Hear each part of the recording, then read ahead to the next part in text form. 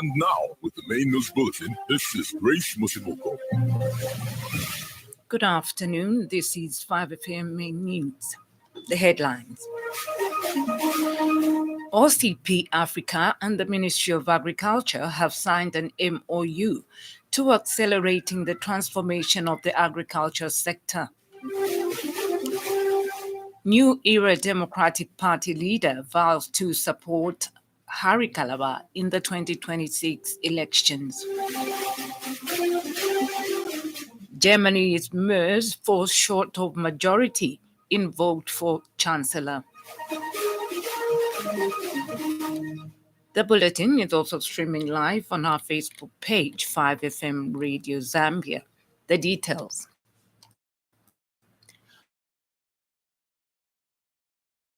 Nutri-Crops and the Ministry of Agriculture of Zambia have signed a Memorandum of Understanding, MOU, to collaborate on a large-scale initiative aimed at accelerating the transformation of the agriculture sector in Zambia.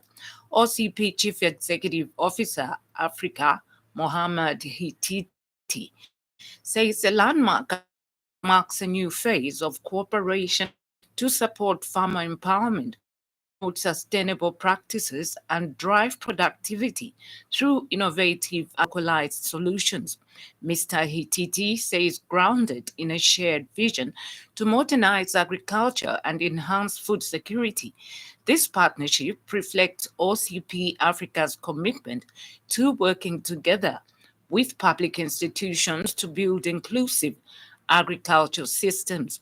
He added that the agreement outlines a strategic collaboration framework addressing key development areas across the agriculture value chain and leveraging Zambia's potential to become a regional model for innovation-led farming. The initiative focuses on three core pillars that are vital for long-term agriculture success. And Ministry of Agriculture Minister Ruben Mtolo says agriculture remains the backbone of Zambia's economy and a key pillar in the national development agenda. Water Development and Sanitation Minister Collins Nzovu has announced that Zambia will host the third African Implementation and Partnership Conference on Water and Sanitation, Pan-AFCON 3, from the 27th to the 29th of May, 2025. Mr. Nzovu says this continental event marks a defining moment, not only for Zambia, but for Africa's entire water and sanitation sector. He says it is a pivotal milestone as the continent collectively moves together toward the development of the post-2025 Africa Water Vision, a strategic framework that will shape the continent's approach to water and sanitation, aligned with Agenda 2063 and the Sustainable Development Goals, especially SDG 6, which calls for universal access to safe water and sanitation. The minister added that the forum provides a platform to review progress made under the current Africa Water Vision 2025 and to chart a bold, climate resilient and investment ready pathway for the future. He says this is particularly urgent as the continent grapples with growing urban populations, climate change, and water stress. Boost to tourism. With over 1,500 delegates arriving, our hotels, our restaurants, and our tourism sites will see a significant uptick in business, job creation. The event will generate employment in hospitality, logistics, security, and media. Global visibility. Zambia, yet again, will be placed firmly on the global map in water diplomacy and innovation. The estimated cost of hosting this event stands at over 32 million kwacha, with about 70% being funded by the African Union. The leader of the New Era Democratic Party, Exilda Mwenya, has vowed to support the leadership of Democratic Party President Harry Calabar in the upcoming 2026 general elections. Speaking during the Tuesday edition of the Burning Issue program, Ms. Mwenya stated that her party had withdrawn from the Tonse Alliance on the principle that the alliance had failed to make meaningful progress. She cited a lack of significant development and increasing internal challenges as key reasons for their departure. According to Ms. Mwenya, the entry of more opposition parties into the alliance created confusion and diluted its original vision. She emphasized that the numerous internal issues made it difficult for the coalition to operate effectively and deliver on its promises to the Zambian people. In reaffirming her party's support for Mr. Kalaba, Ms. Mwenya expressed confidence in his leadership and vision for Zambia, stating that her party would work closely with him to bring about the change the nation needs. We moved out and we started working on our own. We were invited by Tonse by invitation. For Uka, we invited to join, but Tonse, we were called. I'll proudly say we are part of the pioneers of the Tonse Alliance. How? We penciled in the constitution of the Tonse Alliance. We were part of the team that developed that document. We sat there, and along the way, we've pulled out. As we sit back, we saw that we were not moving. We saw we could not have a platform to speak like we are speaking. And speaking during the same program, Party Secretary General Mr. Simon Mwanza added that the endorsement of Mr. Kalaba is done in national interest. President Harry Kalaba is one man that we've personally interacted with several times, and we come into terms that actually Zambia will be a lot safer in his hands. Look, he recently also left UKA, citing a number of reasons, and I think to me he's a very, very progressive man that wants to see difference and a change. Like the president has mentioned on the issue of him participating in every by-election, you know, he's a man who wants to make sure that whatever happens in the country is very much concerned. The Ministry of Tourism and Arts has observed and acknowledged that gambling addiction is a growing challenge in Zambia. Ministry Principal Regulatory Officer Annette Hatembo says the vice affects people's mental health, financial stability, and social cohesion. Ms. Hatembo was speaking at the signing of a partnership between gambling company Bet Lion and Garmaid, Zambia.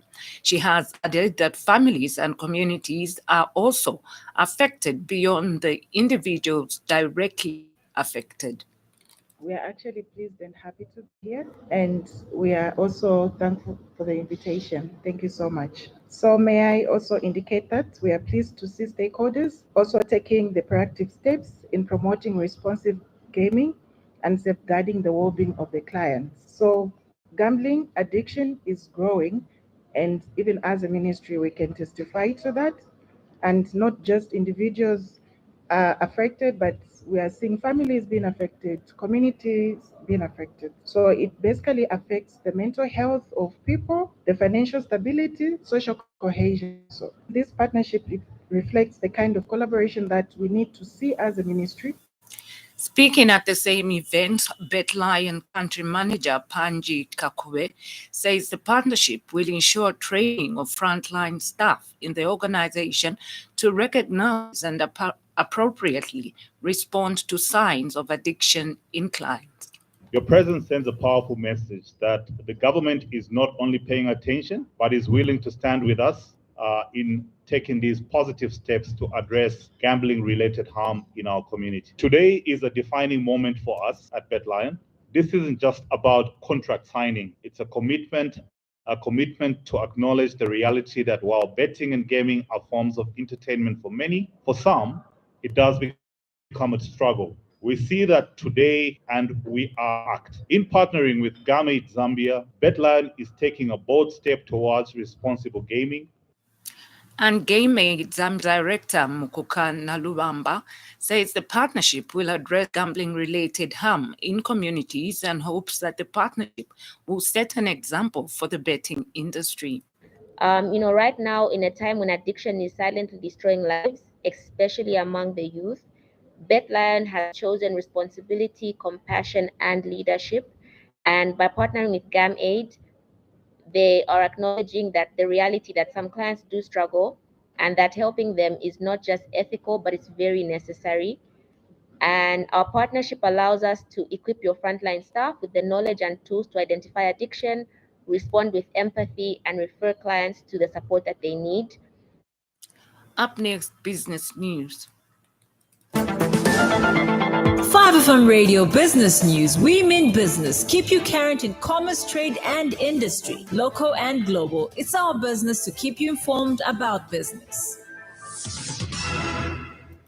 Civil Society for Poverty Reduction, CSPR Executive Director Isabel Mkelabai has underscored the urgent need for the development and implementation of targeted empowerment programs, specifically designed for women who are survivors of gender-based violence, GBV.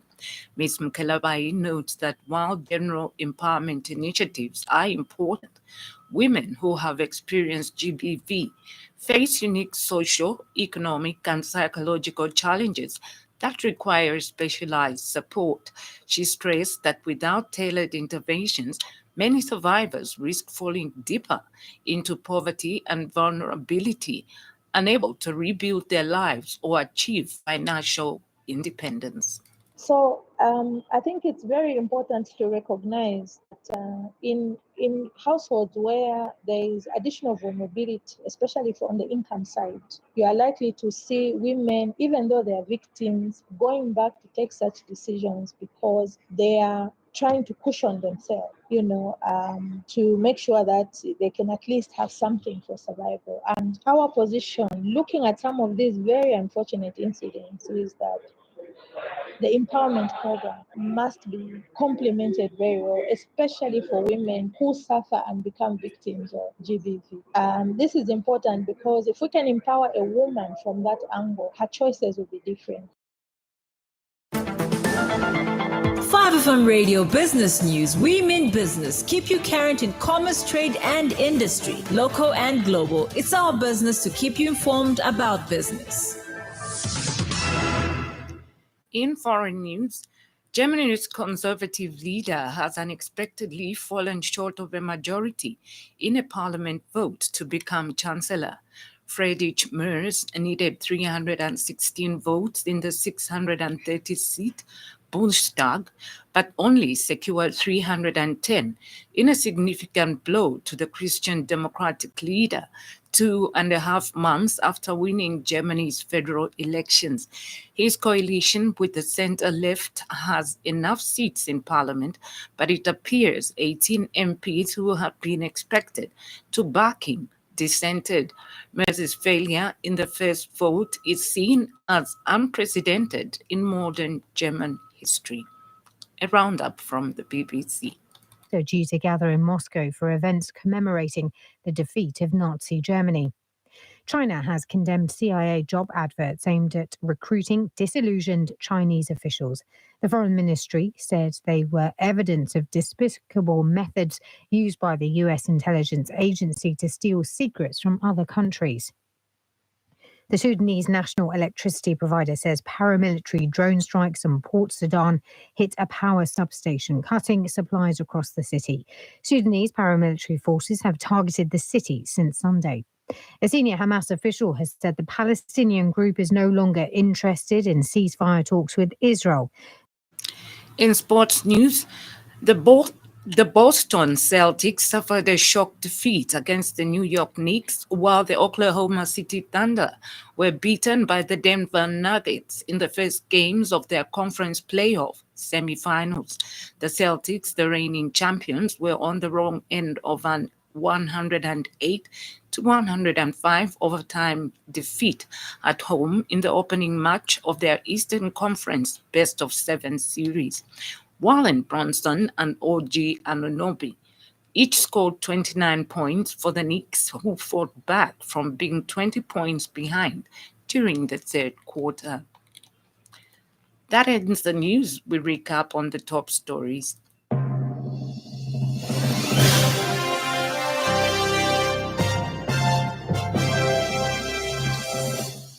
OCP Africa and the Ministry of Agriculture have signed an MOU to accelerating the transformation of the agriculture sector.